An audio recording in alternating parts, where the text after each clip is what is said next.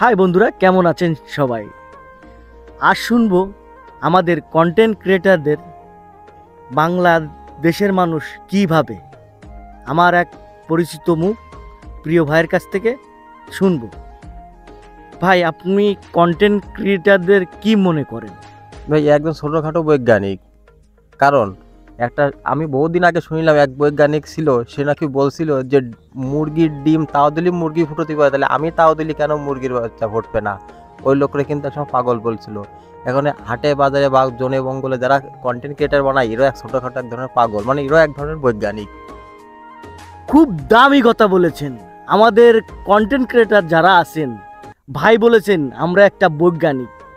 কারণ আমরা মানুষকে কিছু শিখাই, আমরা কিছু বানাইতে চাই, চেষ্টা করে যাব, ভাইয়ের উপদেশটা মানার চেষ্টা করব। ভালো থাকবেন সবাই, খোদা হাফেজ।